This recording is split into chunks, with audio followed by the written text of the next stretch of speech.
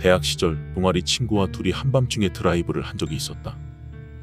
즉흥적으로 인근 도시의 라면집까지 멀리 나갔다가 돌아오는 길에 뱀처럼 구불구불한 산길을 지나오게 되었다.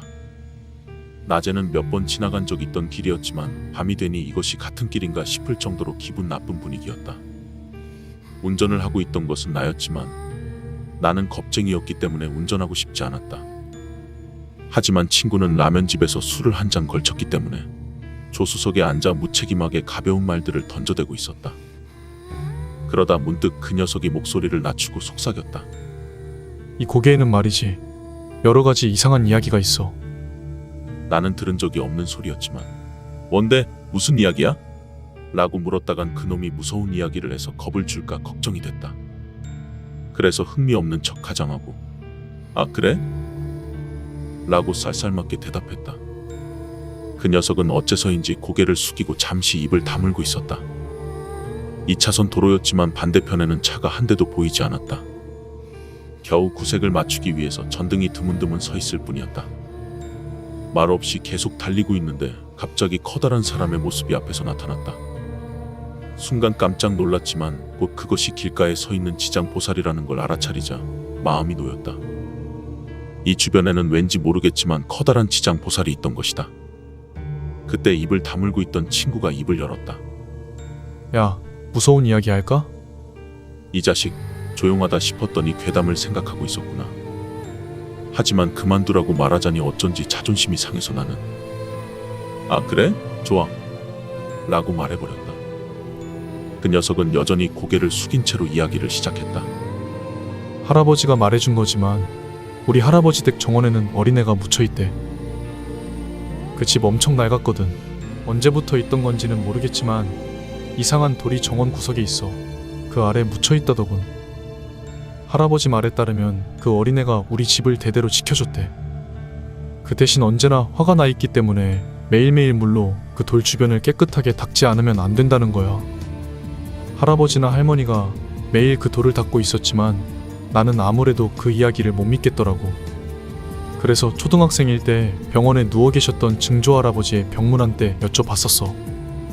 증조 할아버지도 그곳에 어린애가 묻혀있다고 하시더라고. 그것도 증조 할아버지의 할아버지한테 들은 얘기라는 거야. 어린 나한테는 정말 생각도 못할 만큼 옛날 이야기라서 나는 그게 사실이 틀림없다고 단순히 믿어버렸지. 친구는 담담히 이야기를 계속해 나갔다. 이런 곳에서 하는 괴담치고는 상당히 이상한 이야기였다. 어린애라는 건 말야, 자식 키워라시랄까? 집을 지키는 수호신이라는 거였지. 그런데 묻혀있다는 게 영 이상해서 난 증조 할아버지에게 물어봤었던 거야. 왜 묻혀있는 거예요? 하고. 거기까지 들었을 때 갑자기 눈앞에 사람의 모습이 나타나 나는 나도 모르게 핸들을 반대편으로 꺾었다. 불빛에 한순간 비쳤을 뿐이었지만 사람의 모습이 아니었던 것 같았다. 지장보살인가? 그렇게 생각한 순간 등골이 오싹했다. 한번 지나온 길이라고? 있을 수 없었다. 길은 좁은 데다 일방통행의 오솔길이었다. 친구는 이렇게 말했다. 증조 할아버지는 침대 위에서 양손을 모으고 눈을 감은 채 속삭이셨어. 옛날 우리 집에 당주가 복을 부르는 아이를 집에 데려왔단다. 그 덕에 집은 대단히 번창했지.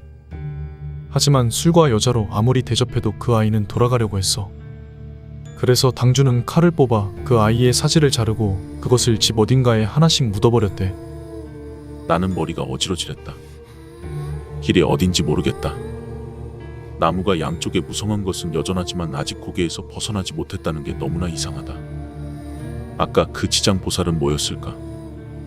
지장보살이 두 개였던 것 같지는 않다. 차선은 구불구불 라이트에서 도망치듯 구부러져 있다. 친구는 때때로 다시 생각하는 것처럼 고개를 숙이며 계속 말하고 있었다. 그 이후 우리 집은 장사로 대단히 번성했지만 아이가 일찍 죽거나 유행병으로 가족이 죽는 일도 잦았다나 봐. 증조 할아버지 말로는 그 아이는 복을 가져오는 동시에 우리 집에 재앙을 가져온 신이라더군. 그래서 분노를 가라앉히기 위해서 그 돌을 소중히 해야 한다는 거였지. 그만 듣고 싶었다. 야, 그만해라. 같은 길을 빙글빙글 돌고 있다는 생각이 들었다.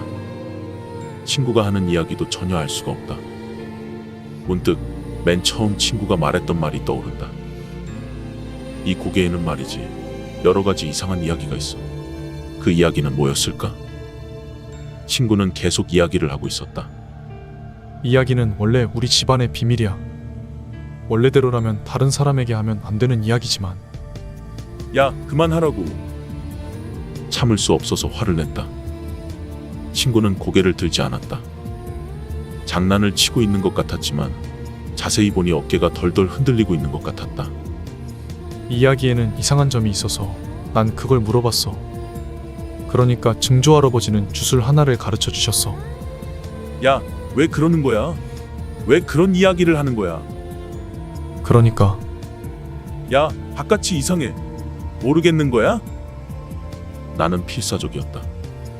그러니까 이런 때에는 이렇게 말하세요라고. 호이호이, 너의 팔은 어디에 있느냐? 너의 다리는 어디에 있느냐? 기둥을 짊어지고 어디에 가려느냐? 원한을 짊어지고 어디에 가려느냐? 호이호이. 심장에 찬 물이 끼얹어진 느낌이었다. 전신에 소름이 끼쳐 덜덜 떨리고 있었다. 호이호이라는 여음이 머리에 울렸다. 호이호이라고 중얼대면서 나는 무심결에 핸들을 잡고 있었다.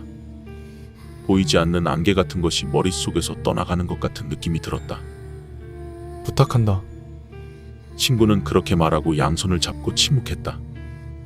정신을 차렸을 때는 이미 본 적 있는 넓은 길로 나서고 있었다.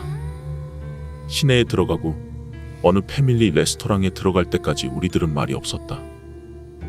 친구의 말에 따르면 그 고개 부근에서 조수석 문 아래 틈에서 갑자기 얼굴이 보였다고 한다. 장난스러운 말을 멈춘 시점이 바로 그때였던 것이다. 창백한 얼굴이 쑥하고 기어나와 희죽희죽 웃길래 이건 위험하다고 느꼈다는 것이다. 나에게 들려준 이야기는 나에게 했다기보다는 그 얼굴을 보면서 한 이야기였다고 한다.